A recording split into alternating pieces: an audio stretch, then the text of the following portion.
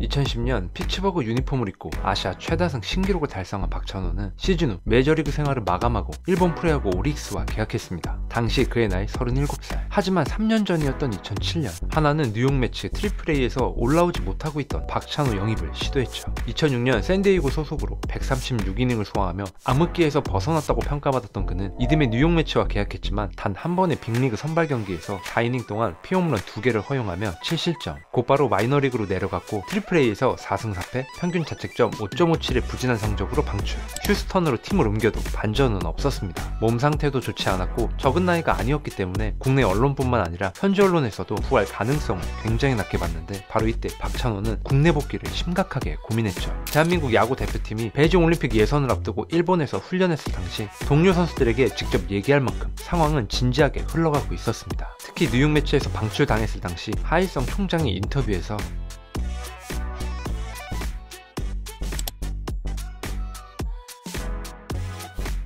구위가 더 떨어지기 전에 돌아와야 선수 본인과 리그에 도움이 될 거라고 생각한 하일성 총장. 하나이글스가 계약만 한다면 KBO가 특별 규정을 마련할 가능성이 매우 높았기에 공백 없이 경기에 나올 가능성은 충분했죠. 연고 구단인 하나는 이 소식을 들었고 박찬호 공주구 시절 감독이자 당시 이글스 스카우트였던 김정무 부장이 직접 박찬호를 만났습니다.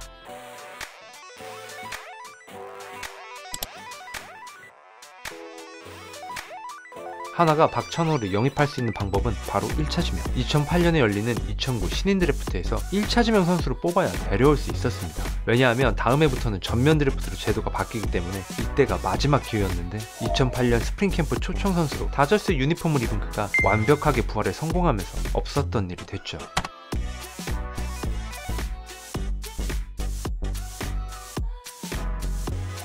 만약 2008년에 박찬호가 계속 부진에 빠져 다저스에서도 마이너리그 생활을 이어갔다면 우리는 30 중반의 나이로 하나이글스 유니폼을 입은 박찬호를 볼 수도 있었습니다. 결국 다저스에서 부활에 성공한 그는 필라델피아를 거쳐 양키스, 피츠버그에서 빅리그 생활을 이어갔고 2010년 시즌 후 일본 프로야구 오릭스와 계약. 하지만 1군과 2군에서 실망스러운 모습을 보여준 그는 1년 만에 팀을 떠나게 됐죠. 그리고 인터뷰에서 이런 말을 했습니다.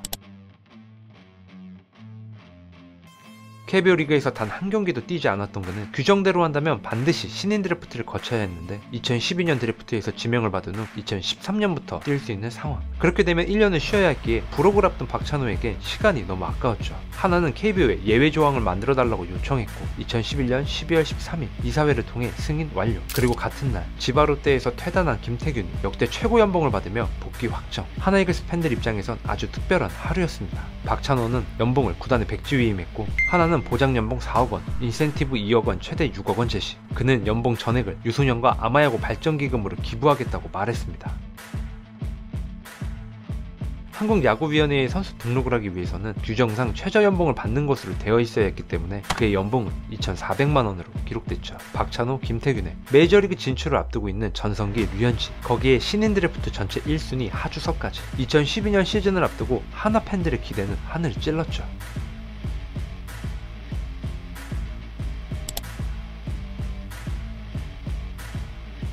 하나의 시무식 겸 첫 훈련이 시작된 날 쉽게 볼 수 없는 엄청난 취재 열기로 이름값을 보여줬던 그는 시즌 전 인터뷰를 통해 우승이 목표라고 말하기도 했습니다. 당시 전문가들이 4강 후보로 하나를 뽑았는데 이유는 송신영을 FA로 영입했고 2011년 부진했던 류현진이 미국 진출을 앞두고 부활할 것이라 예상했기 때문에 강력한 마운드의 힘이 원동력이 되어 하나를 가을 야구로 이끌 것이라 평가받았죠. 사실 직전 시즌 가을 야구 진출에 실패했지만 당시 하나 전력을 자세히 살펴보면 20살 안승민이 28경기 선발로 나오면서 경험치를 쌓았고 25살 양훈이 풀타임 선발 투수로서 가능성을 보여줬습니다. 그리고 시즌 도중 합류하여 마무리 투수로 자리를 잡은 바티스타까지 준수한 성적을 올리며 부상으로 부진한 시즌을 보냈던 류현진이 원래 모습을 보여주고 2011년 리그에서 가장 많은 역전승을 기록하며 야왕이라 불린 한대화 감독의 3년 계약 마지막 시즌. 여기에 레전드 박찬호, 김태균 합류. 물론 부록에 가까운 나이에 KBO에서 뛰게 된 박찬호에게 다저스 시절의 공을 기대할 수는 없었죠. 하지만 선발로 꾸준히 나오면서 자신만의 노하우를 어린 유망주들에게 알려주는 것만이라도 성장에 도움이 될 것이고 2010년 32홈런을 기록한 최진행이 중심 타선에서 자리를 잡으면 7억 8 유창식과 신인 드래프트 전체 1순위 하주석이 잠재력을 보여준다면 희망 회로를 돌리면 돌릴수록 기대를 안 하는 게 더 이상했던 2012년 시즌을 앞둔 하나이글스.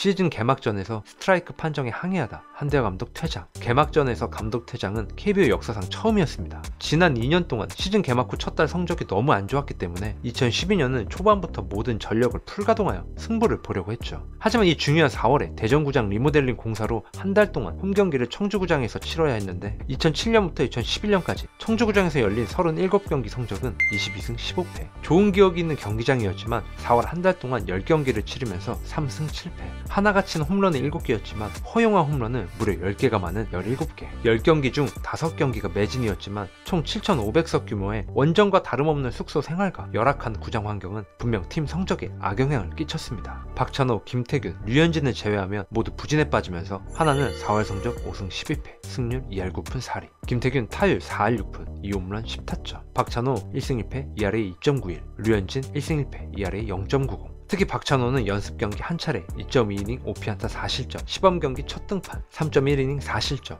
두 번째 경기 5이닝 10피안타 8실점. 시범 경기는 시범 경기일 뿐이지만 정규 시즌 개막을 앞두고 예상보다 훨씬 떨어진 구위로 팬들을 불안하게 만들었는데 막상 시즌이 시작하니 안정감 있는 모습을 보여주며 역시 박찬호라는 얘기를 들었죠. 특히 상대 타자들이 타석에 들어와 존경하는 마음을 담아 인사를 하는 것이 하나의 유행처럼 번졌습니다. 아직 시즌을 포기할 수 없었던 한화는 5월 초 1군과 2군 코치를 맞바꿨고 6월에는 감독과 선수들의 삭발 투혼, 그리고 시즌 도중 새로운 코치를 영입하는 등 분위기 전환을 노렸지만 반전은 없었죠. 이런 성적과는 별개로 박찬호의 티켓 파워는 엄청나서 평일 잠실 경기장을 매진시키는 날도 있었는데 사실 팬들에게는 경기 내용보다 어쩌면 선수 생활 마지막이 될 수 있는 레전드의 선발 등판은 꼭 봐야 하는 경기처럼 느껴졌습니다.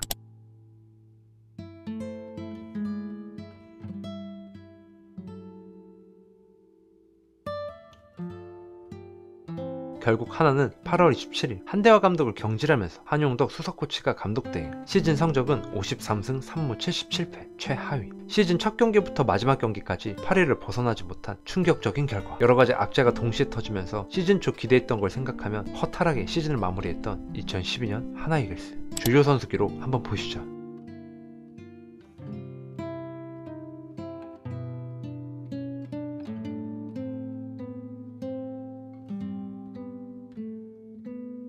시즌 후 박찬호와 류현진이 팀을 떠났고 2년 총 9억 원에 새로운 감독으로 현장을 오래 떠나 있었던 김웅룡을 선택한 결과는 성적으로만 보면 실패로 끝났죠. 김성근으로 감독이 바뀌고 나서도 암흑기는 계속 이어졌고 2018년 우주의 기운으로 가을 야구에 진출하긴 했지만 딱 거기까지. 그리고 올 시즌 모두의 예상을 깨고 류현진을 데려온 한화. 박찬호가 한화에 왔을 때 나이가 39살, 류현진은 올해 37살. 과연 올 시즌 류현진은 어떤 모습을 보여줄까요? 오늘도 제 영상을 끝까지 시청해주셔서 진심으로 감사합니다. 새해에는 다들 아프지 말고 건강하셨으면 좋겠습니다.